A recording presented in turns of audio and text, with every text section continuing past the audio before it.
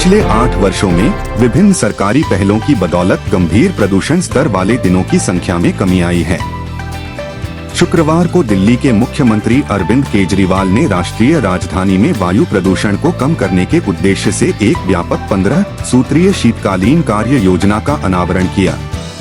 केजरीवाल ने पटाखों पर पूर्ण प्रतिबंध लागू करने में पड़ोसी राज्यों से सहयोग का आह्वान किया और उनसे आवश्यक कदम उठाने का आग्रह किया।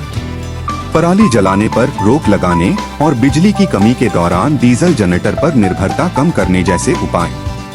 उन्होंने इस बात पर जोर दिया कि प्रदूषण की कोई सीमा नहीं होती, यह न केवल दिल्ली बल्कि हरियाणा और उत्तर प्रदेश के आसपास के क्षेत्रों को भी प्रभावित करता है। Centre for science and environment के आंकड़ों के अनुसार दिल्ली का 31% प्रदूषण आंतरिक स्रोतों से उत्पन्न होता है, जबकि 69% दिल्ली के बाहरी स्रोतों के कारण होता है।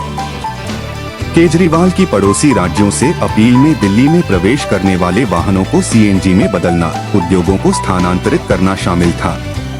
स्वच्छ ईंधन के लिए प्रदूषण, ईंट भट्टों में कम प्रदूषणकारी तकनीकों को प्रोत्साहित करना, डीजल जनरेटर पर निर्भरता को खत्म करने के लिए राष्ट्रीय राजधानी क्षेत्र एनसीआर में 24 घंटे बिजली की आपूर्ति सुनिश्चित करना और एनसीआर क्षेत्रों में पटाखों पर पूर्ण प्रतिबंध लागू करना।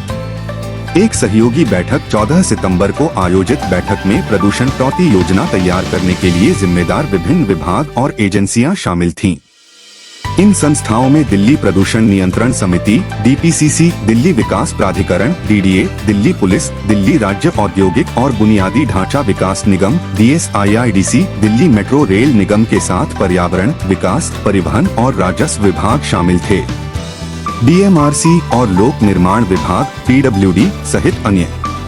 केजरीवाल ने कहा कि दिल्ली में पिछले 7 वर्षों में प्रदूषण में 30% की कमी देखी गई है।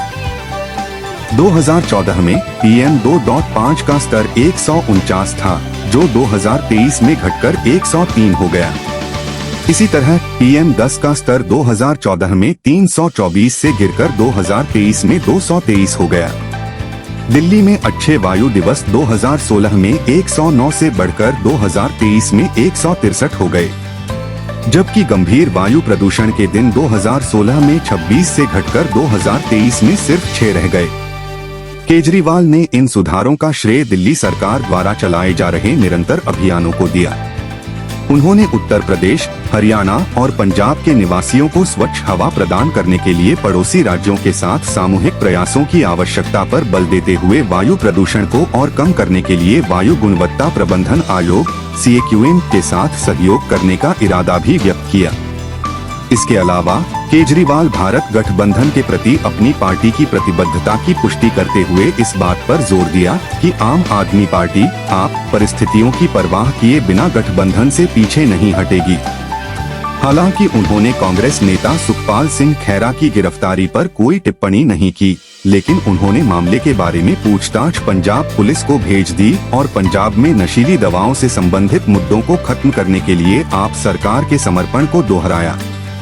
शीतकालीन कार्य योजना के हिस्से के रूप में केजरीवाल ने घोषणा की पराली जलाने से रोकने के लिए 5000 हेक्टेयर कृषि भूमि पर पूसा बायोडिकम्पोजर का छिड़काव, जो पिछले वर्ष के 4400 हेक्टेयर से अधिक है।